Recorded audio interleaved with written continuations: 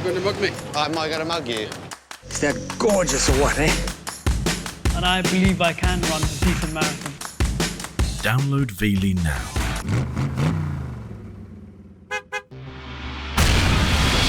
A deadly explosion rocks an airliner flying at 10,000 meters. A bomb has exploded on board. Bravo. Oscar, Mike, Bravo.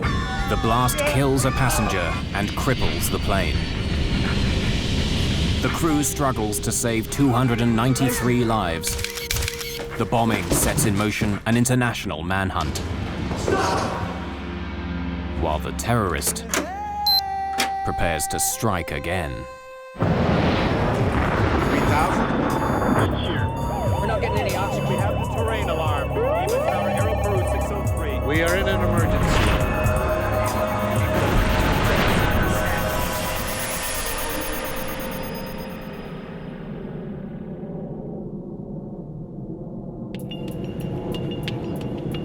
On December the 11th, 1994, Philippine Airlines Flight 434 is 2 hours into the second leg of a routine flight from Manila to Tokyo. An unsuspecting passenger is sitting on a ticking bomb. The explosion on board cripples the flight control system. Unless the pilot can regain control, the jumbo jet may crash into the Pacific Ocean.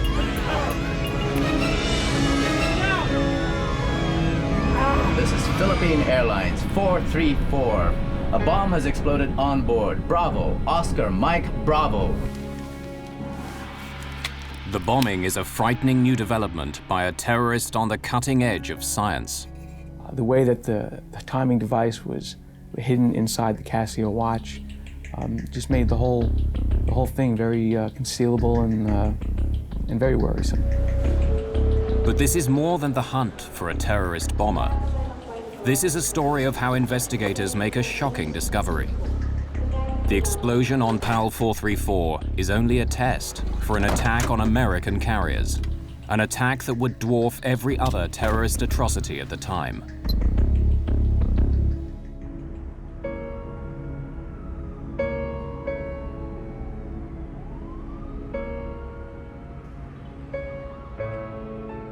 It's before sunrise on December the 11th, 1994. While most inhabitants of this city of 1.5 million have a few more hours to sleep, 26-year-old Amaldo Forlani makes an early start.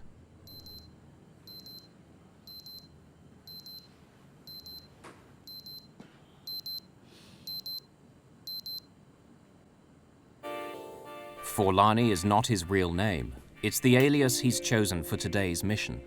He's actually from Pakistan, not Italy. He is putting his latest invention through an important test. Everything must go like clockwork. In his line of work, there's no room for error. He is a highly skilled terrorist bomb builder.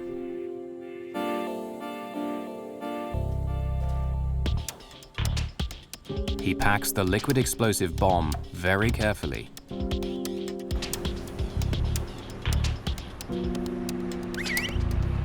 From his apartment downtown, it takes less than 30 minutes to get to the airport.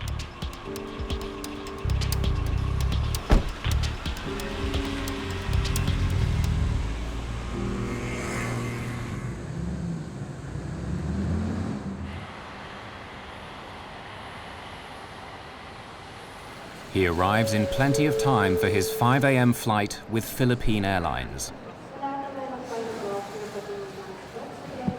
Before he can board, the bomber must outwit airport security screening procedures. He's designed the components of his bomb to pass undetected by X-ray and metal detection equipment. Or so he hopes.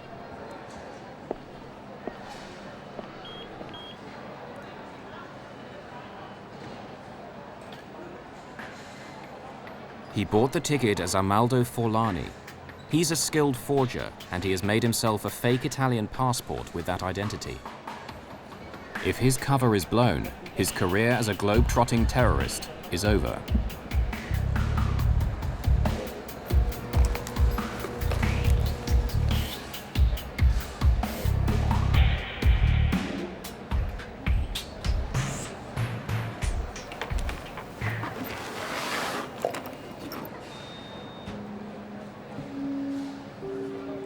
Having successfully got the bomb through airport security, he boards his Philippine Airlines flight.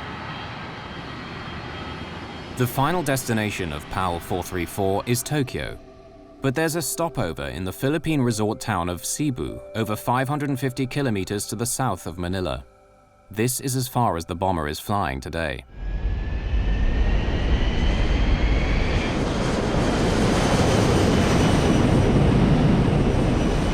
That's 10,000 feet, and weather's still looking clear.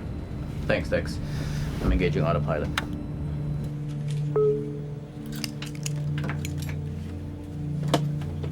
Good morning, ladies and gentlemen. This is your Captain Ed Reyes speaking.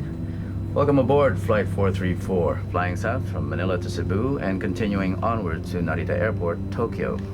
Flight 434 is under the command of Captain Ed Reyes, a former Air Force pilot who's been flying for Philippine Airlines for 9 years. And our estimated arrival time is now 5:45. The weather in Cebu is... The first leg of the flight is fairly empty.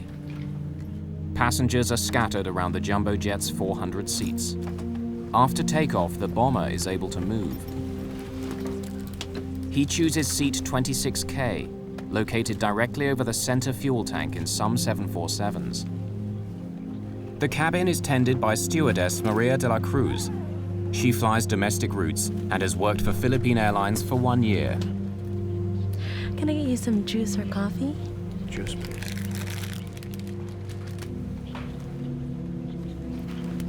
Now the bomber must find a vacant lavatory to assemble the explosive device. Arming the bomb only takes minutes, but requires total concentration.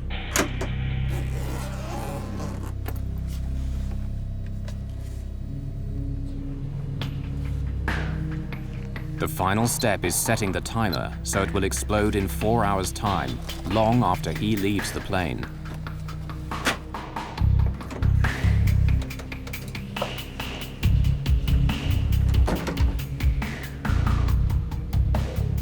He hides the bomb in the life jacket pocket underneath his seat.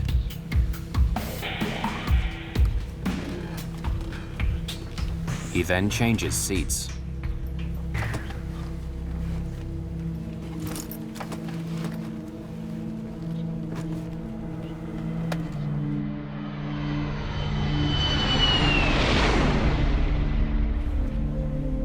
When she returns, Maria de la Cruz notices that the roving passenger has moved seats again. She will remember that he left his breakfast untouched, and that the rest of the flight passed uneventfully.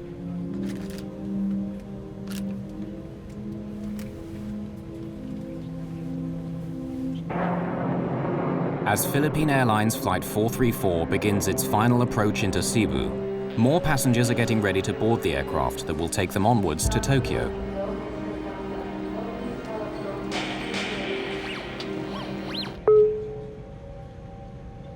Cabin crew, prepare for landing. Cabin doors to automatic.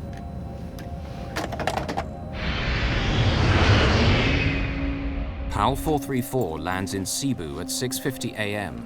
and several of the passengers disembark, including the terrorist with the alias Amaldo Forlani. Bye-bye. Thank you. Maria de la Cruz will also leave Flight 434. A new cabin crew will take over for the 4.5-hour flight to Tokyo.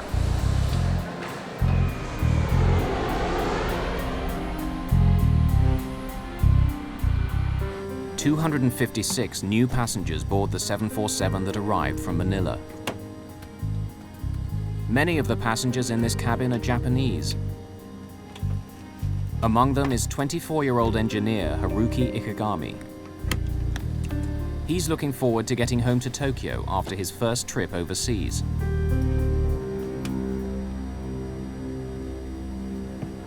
Airport congestion delays the departure by 38 minutes, but the timer on the bomb under seat 26K continues to tick.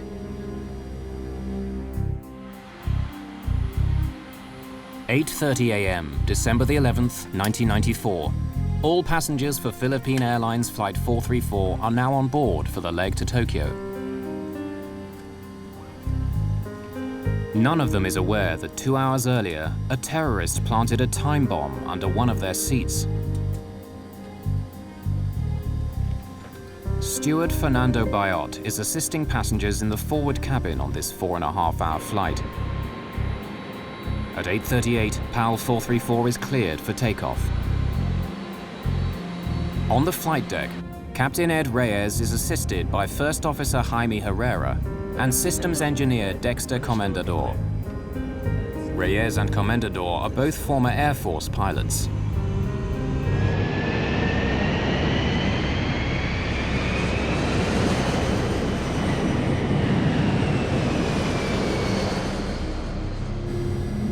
Haruki Ikegami is seated in 26K, the seat occupied by the bomber earlier on the first leg of Flight 434 from Manila to Cebu.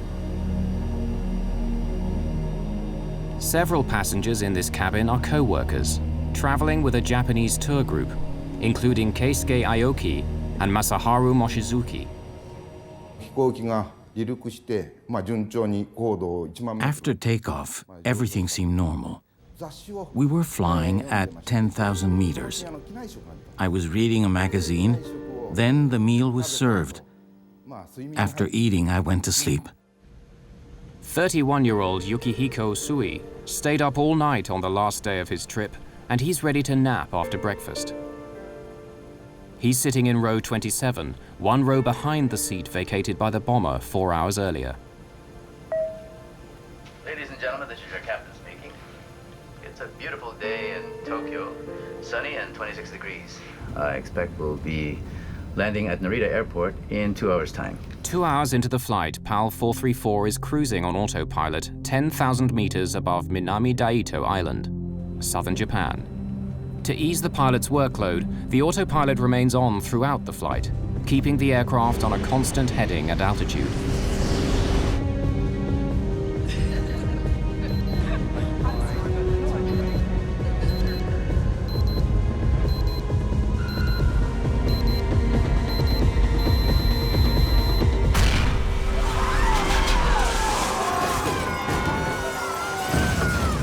God forgive me. That was my inner thought, you know. God forgive me. I think I'm going to die now.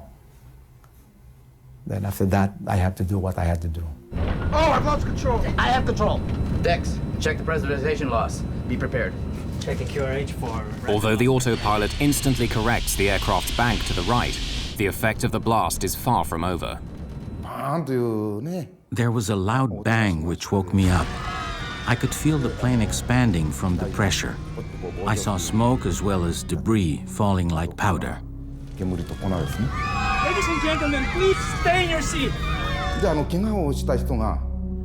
The injured people were trying to get away from the area where the bomb was. Sit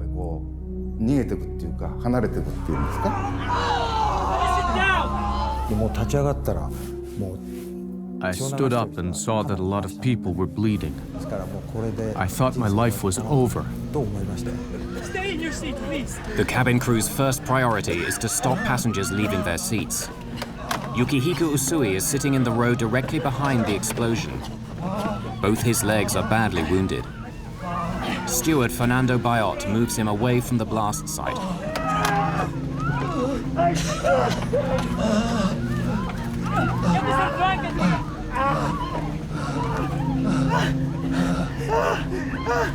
Please sit down and fasten your seatbelt. Bayot now turns his attention to Haruki Ikegami. He has been swallowed by the smoking hole where seat 26K used to be. I saw this man, only his head and his arms were peering out of the hole, so I tried to pull him out. After the struggle to lift him out, Bayot realizes that part of the lower half of Ikegami's body is missing.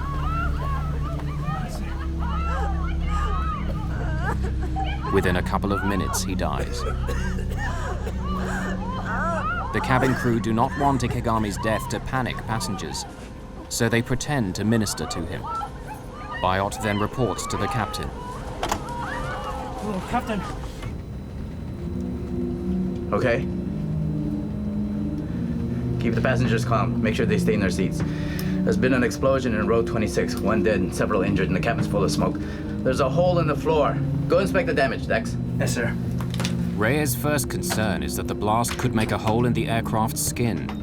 This would lead to sudden depressurization in the cabin and necessitate an emergency descent. There was a huge gaping hole beside her, and if a small tear in the skin of the aircraft was, if there were a hole there, it most probably would open up and then pull us out of the aircraft. When I saw that there was no damage to the outer skin, I went up and reported to the captain while we assumed that the pressurization system would hold. Immediately after the explosion, the co-pilot's steering wheel slams to the right, and the aircraft banks in the same direction. The autopilot immediately corrects the deviation, but soon Reyes discovers that the autopilot steering system is another victim of the blast. Then I said, okay, I'm going to try to turn the airplane using the autopilot, but there was no reaction, whether I tried it to make it go down or up, or left and right turns, no reaction. I said, now we have a problem. This is not Reyes' only problem. In the cabin, one of the injured passengers needs urgent medical attention. Tokyo is still 2.5 hours away, and Reyes decides to try and land at Naha Airport on the island of Okinawa, located 74 kilometers to the west. He orders the co-pilot to make a Mayday call. Yes, sir. Naha, PAL 434, heavy declaring emergency. Explosion on board. We have casualties. Requesting emergency landing at Naha. We will need full emergency services on landing. PAL 434, Naha, please repeat. Say again. Naha, PAL 434, heavy declaring emergency. Explosion on board. We have casualties. Request emergency landing at Naha. We will need full emergency Getting the Japanese air traffic controller to understand the emergency proves to be difficult. Naha, Naha, Naha. This is Philippine Airlines 434, flight level 330. A bomb has exploded on board. Bravo, Oscar, Mike, Bravo. Bomb explosion. Request emergency landing at Naha. And there was silence.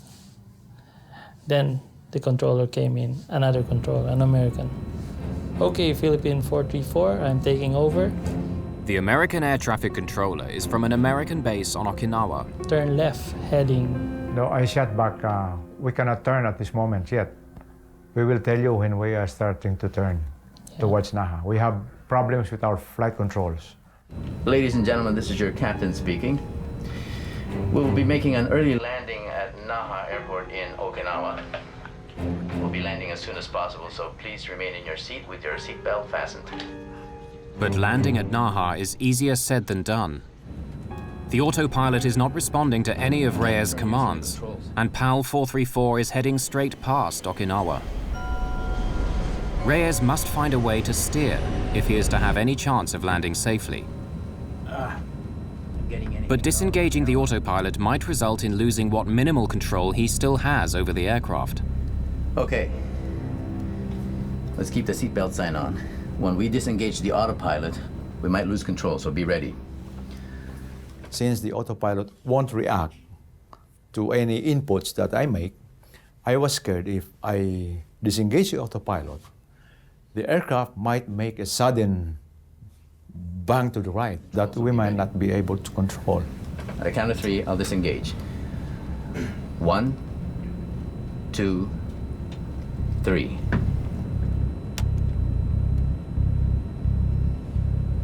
One, two, three. Nothing happened. And then there was, we were relieved. I can't turn using the controls. Looks like the explosion jammed the aileron. Dex, what's the QRH say about jammed ailerons?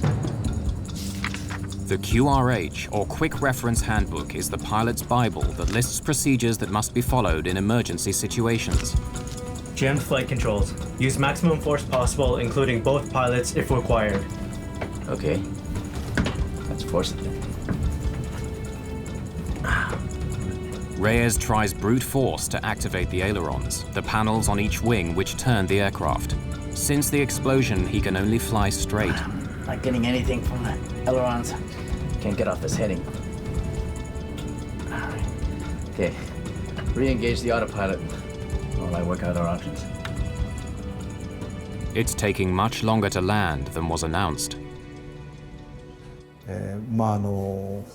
We were told it would only be 20 minutes, but it was really 1 hour before we landed. It was very frightening. Although they survived the bombing, passengers are now getting anxious about landing safely at Naha Airport. Since there was so much time before landing, I started writing a will. I wrote the will to my son, telling him to be strong. As PAL 434 looks like missing Naha Airport, Reyes comes up with another plan. We gotta turn. We'll have to use differential power. Disengage auto throttle. Pull back 3 and 4. Captain Reyes increases thrust to the engines on the left-hand side of the plane and reduces power to the engines on the right. Very slowly, the aircraft starts to circle right. He then lowers his speed to make a smaller radius turn. With guidance from air traffic control, Reyes hopes that the maneuver will eventually line up with the runway at Naha. So while we were descending on low speed, I tried to test the flight controls, and there are some little reactions. The elevator is beginning to respond. Dex. The elevator is a control that makes the plane ascend and descend. 250 knots. Flaps 1 on speed. In order to land safely, Reyes will need at least minimal control over the elevator and rudder. As PAL 434 nears Naha, he continues to reduce his airspeed. Flaps 10. Flaps 10 set. Speed 225. Okay, she's turning. Sir, if we reduce our weight, we will be able to reduce our approach and landing speeds. Suggest we dump fuel. Sige, magaling. Reyes orders the systems engineer to dump 36 tons of fuel. 5 minutes, 20,000 pounds. Less fuel means less strain on landing gear and brakes at touchdown. Check.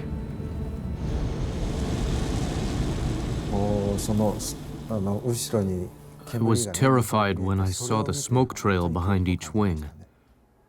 I thought something must be burning and there would be another explosion.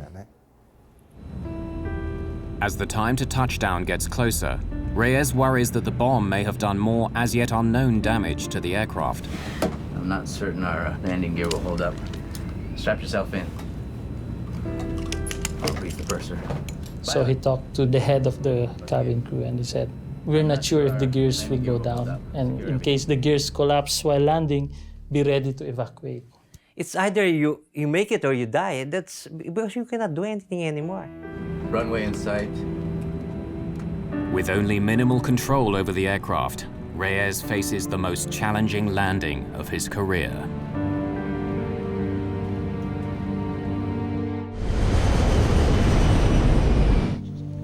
"10,000 meters above the Pacific Ocean on a flight from the Philippines to Tokyo, a terrorist bomb cripples the flight controls of a jumbo jet. As PAL 434 starts its final approach, the 292 people on board are pinning their hopes of survival on the skill of Captain Ed Reyes. I know everybody was scared. We are all scared. I know that. Gear down. The gears were supposed to come down a few seconds, but that was the longest second. Because we were waiting for the greens to come on. Take a long time. It took a long time. It was a long few seconds until when it locked. 3 green, sir. Okay.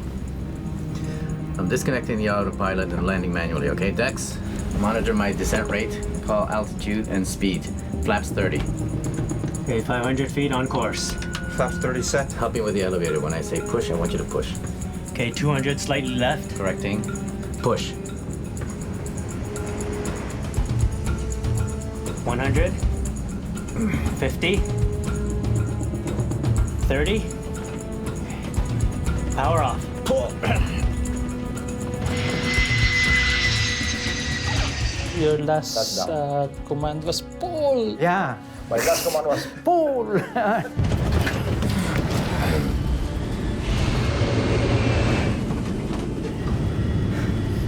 I made sure that the throttles were closed because he might give a go around and I would make sure that we would stay on the ground.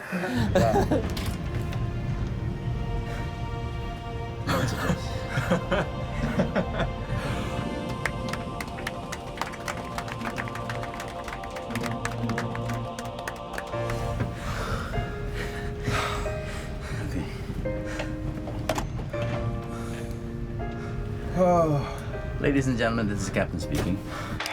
We'd like to thank you for your cooperation and your patience. Emergency crews are on their way. We'll try and get you out of here as soon as possible. Thank you.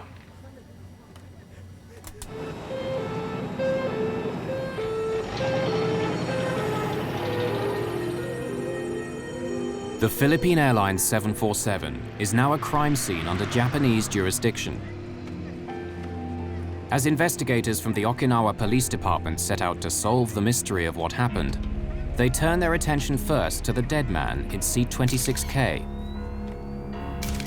The forensic pathologist recovered 94 fragments embedded in Ikegami's buttocks by the explosion. He suffered severe internal injuries and massive loss of blood. But tragic as it was, the effects of the explosion could have been much worse. If the explosion had been sideways, it would have blown a hole in the plane and caused an air pressure problem. In a sense, it was good that the blast was vertical. But we have to remember the victim. He died to save the rest of us. Ikegami's body bore the brunt of the upward blast, but the explosion severed the steel cables in the ceiling that control the rudder and elevator. The charge also severed the co-pilot's control cable to the right aileron, one of the control surfaces on the wing which make an aircraft bank and turn. The downward force blew a hole in the floor and could have ignited the vapors in the center fuel tank, creating a catastrophic explosion. But by chance, on December the 11th, seat 26K was not located above the tank. Fortunately for us, we took a different version, the SAS version of the 747 that day, and that specific seat for that version was 2 seats forward of the center tank. The Okinawa forensic investigators immediately start work collecting evidence from the bomb site. They begin with the largest fragments of debris and then systematically work down until the smallest particles are retrieved by vacuum cleaner. Japanese investigators cannot identify the bomb's detonator. But by separating out bits of metal, plastic, and electrical wire that do not belong to the plane, components of the bomb are pieced together.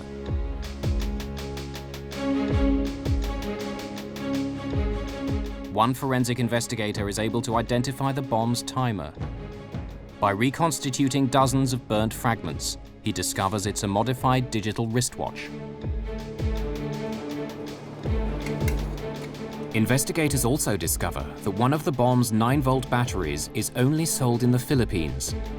It's another clue that suggests that the bomber could be based there. Philippine National Police Deputy Chief Sonny Raisin is on the case. In the later part of 1994, we already started to receive information, intelligence reports, that there were Middle Eastern personalities that were here already in the Philippines. On the night of January the 6th, 1995, almost 4 weeks after the bombing of PAL 434, the Philippine police get a lucky break. In his Manila apartment, the PAL 434 bomber has enlisted the help of an accomplice to mass-produce his new undetectable bomb.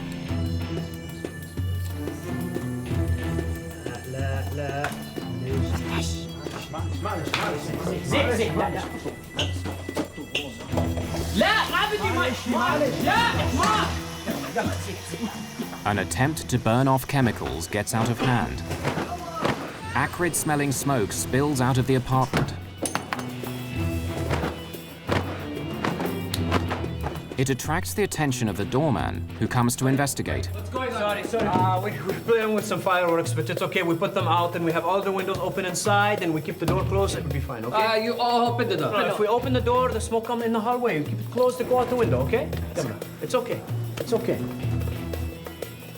Until the smoke dissipates, the bombers decide to wait outside the apartment. The doorman isn't convinced by their playing with fireworks story, and he calls the fire department and the police.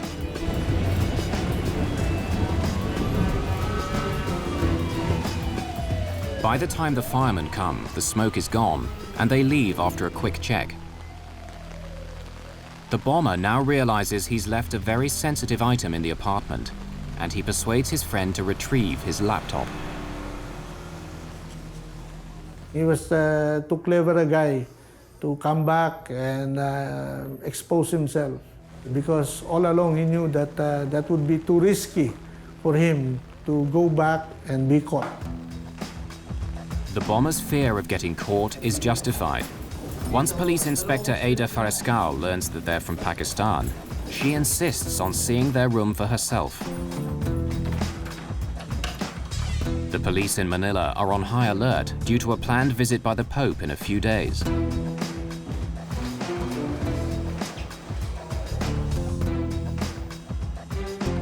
What Inspector Farescal finds confirms her worst fears about the intentions of the tenants.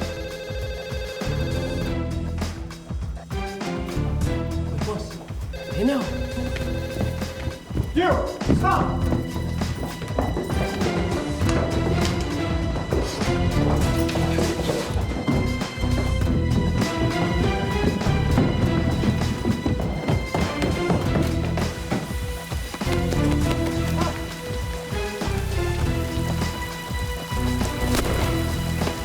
The shot distracts the apprentice and he trips over a fallen palm tree. But the cop discovers he has no handcuffs. The doorman improvises with the drawstrings of his windbreaker. In the meantime, the bomber vanishes. One of the first senior officers to arrive at his apartment is Sonny Raisin. Incident at Doña Josefa apartment was the breakthrough in opening our eyes that the Al-Qaeda terrorist cell was already operating here in the Philippines.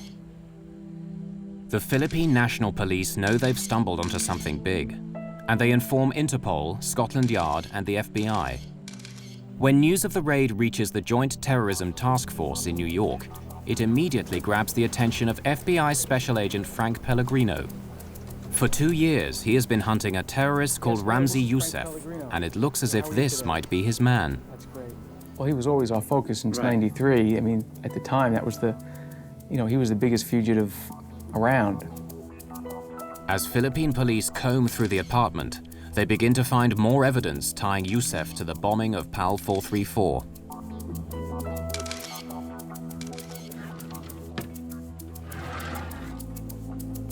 There was a similarity between the watches that were found in the apartment and the type of watch that was used in Okinawa.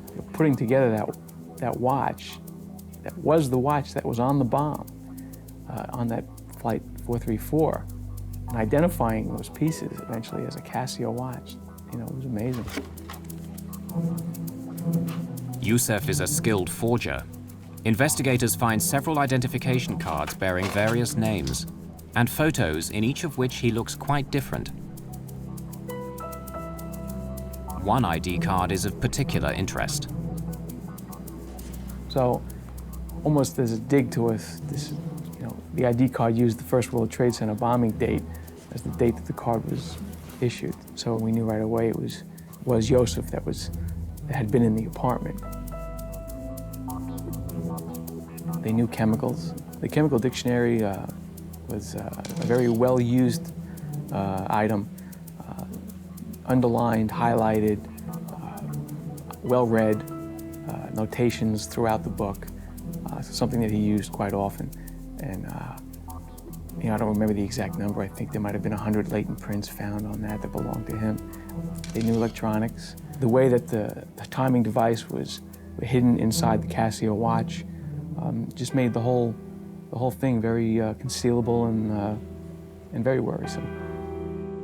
The identification of the bomber of PAL 434 and the discovery of his bomb factory is very disturbing news for those responsible for airline passenger safety. Ramzi Youssef is an international terrorist who knows how to get his bombs past airport security.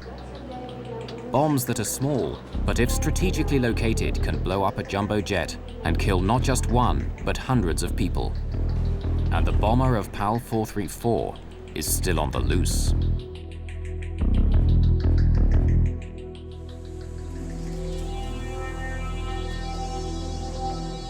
The Philippine National Police have stumbled on the hideout of an international terrorist. The FBI identify him as Ramzi Youssef. Evidence that Amaldo Forlani, the man who planted the bomb on PAL 434, is the same person as Ramzi Youssef, comes from the travel agent who sold him the Philippine Airlines ticket. Ramzi Youssef is just one of several aliases of a man who tops the FBI's most wanted list. An international terrorist with a $2 million bounty on his head. Youssef, whose real name is probably Abdul Karim Basit, was born and raised in Kuwait, where his father worked as an engineer. It was there that he met the friend that he enlisted to help him in the Manila bomb factory. When he was 18, Youssef's family returned to their Pakistan homeland. Youssef married and had 2 children. Soon after returning home, his parents sent him to study in Britain. He was taking classes both in engineering and in using the computer, so he definitely had some talent. In summer breaks from college in the late 1980s, Youssef returns to Pakistan. He puts his new engineering skills to use by teaching bomb making to militants in training camps near Peshawar, Pakistan. These camps are fertile ground for making contacts with militants worldwide.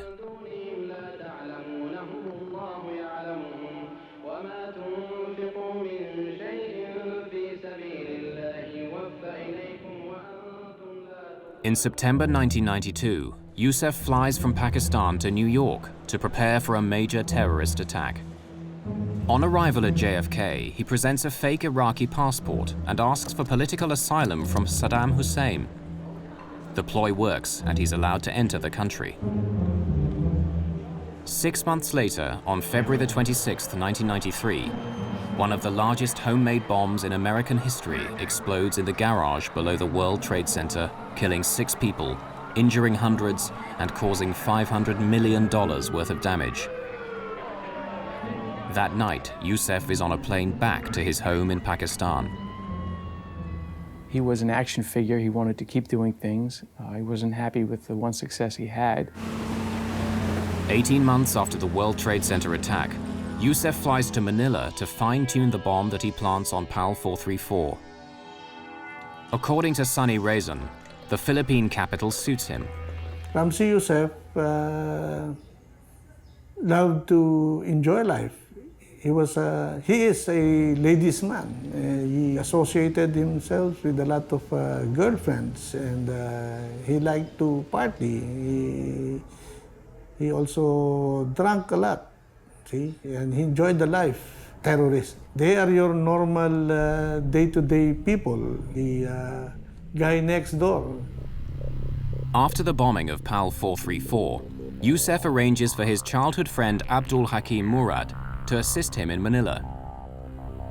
But on January the 6th, 1995, 2 weeks after his arrival, Murad is arrested and sent to the Philippine Police headquarters for interrogation.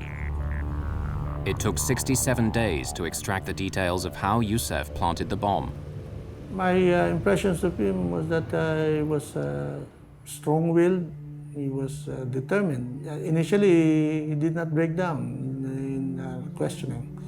And it was only when the FBI team that came in and provided us with additional information or pieces of the puzzle that we did not have, that he started to talk. Tiny chemical traces of the explosive were found on PAL 434, and Murad eventually admits that Youssef uses liquid nitroglycerin that he's stabilized and concealed in a bottle of contact lens solution.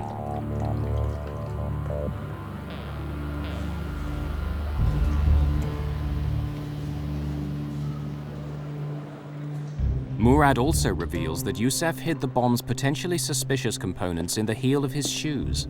Most airport security systems only detect metal above the ankles. I bet you he was cool as could be. He was somewhat cavalier in his attitude towards these explosives and chemicals. To carry a container of nitroglycerin on an airplane, you know, gotta be a little nuts. Murad's confession provides details of Youssef's actions after he successfully got the bomb components past airport security. Can I get you some juice or coffee? Juice, please.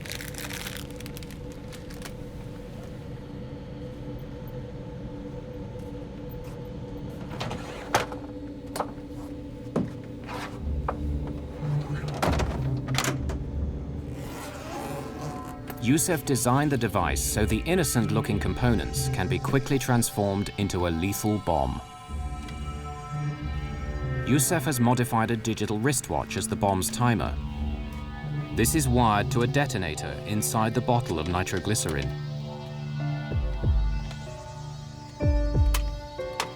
Two 9-volt batteries provide an additional electric charge to the exposed filament of a light bulb that will spark the explosion.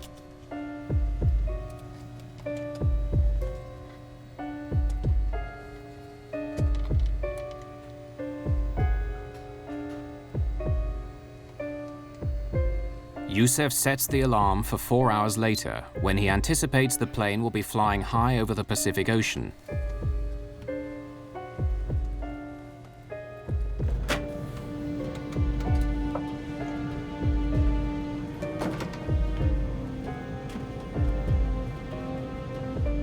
Youssef plants the bomb in a life vest pouch under his seat, a place ground crews are unlikely to inspect during the stopover in Cebu.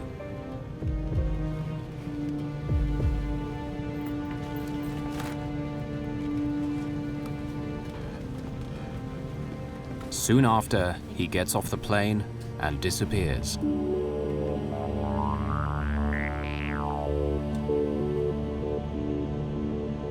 Four hours later, the time bomb under seat 26K awakes the airline industry to a new kind of terrorism.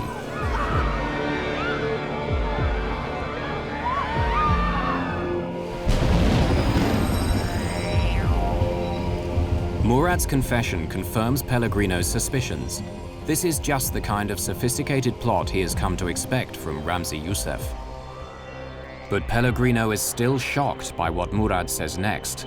PAL 434 was only a test, a dry run for a much larger terrorist plot that will kill thousands of airline passengers. A highly skilled terrorist, Ramzi Youssef, has already set off a new type of bomb on an aircraft. Now the FBI discovers Youssef wants to blow up more planes, and he continues to evade capture. FBI investigators find evidence of Youssef's meticulous planning on secret files on the laptop that he so desperately wanted his accomplice to retrieve. On the laptop computer found in the Youssef apartment building was a file which laid out a plan for 5 individuals, using code names, individuals not mentioned on the plan, to board about 3 planes each, maybe 2 planes, a couple of people had 3 planes, planting bombs on the planes, and then returning back to their home. Hoping when they planted the bombs and with the timing devices, if everything went well, all bombs would go off within about a 6-hour time period. Any more than one would have been an airline disaster. So, you know, if they were 50% successful in their plan, I think it would have scared a lot of people for a long time. The file on Youssef's laptop reveals that the plan, codenamed Bojinka, is foiled with no time to spare. The bombing of 12 American planes is meant to kill 4,000 passengers. Youssef's campaign of terror against the airlines is scheduled to start less than 2 weeks after the bust of his bomb factory in Manila. By the time Pellegrino and the FBI team arrive in the Philippines, Youssef is long gone. So it was a worry and it was a missed opportunity. But we also, on a lot of these fugitive type cases, we're all not that different, and everybody goes home. Everybody needs to go home. And so the investigation again would focus back to Pakistan. The FBI immediately begin a publicity campaign in Pakistan, promoting their $2 million reward for assistance in arresting Youssef. The strategy works. Youssef's latest recruit for yet another airline bombing blows the whistle. On the day Youssef is due to leave his hotel in Islamabad, a Pakistani SWAT team moves in.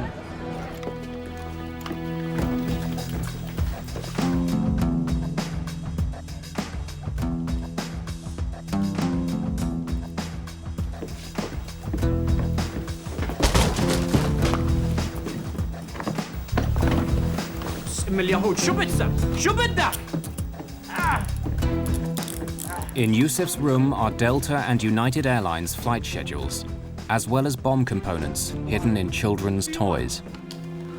Who are you? Do you have a warrant? The informer receives the $2 million bounty for the tip-off which prevents yet another airline attack. He was shocked. Did not think he would be caught. He had a certain confidence about him, and I didn't think he thought we'd ever catch up to him. Within hours of his capture, Youssef is extradited from Pakistan and put on a waiting US government plane. With the cooperation of the Japanese and Philippine governments, the FBI arranged for Youssef to stand trial in New York City for the PAL 434 bombing, as well as the earlier 1993 attack on the World Trade Center. In a convoy of federal and local patrol cars, Ramzi Ahmed Youssef was brought into New York City late Wednesday night, ending a worldwide manhunt. He was arrested Tuesday in Pakistan by Pakistani authorities and brought back by the FBI on a U.S. plane, then into custody with heavy security on the street in case of any terrorist attacks prompted by his arrest.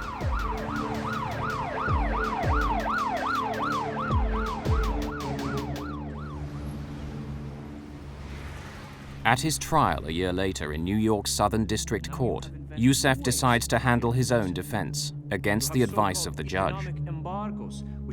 He performs better than expected, but he is found guilty on all charges related to the bombing of PAL 434 and conspiring to bomb 12 American passenger planes.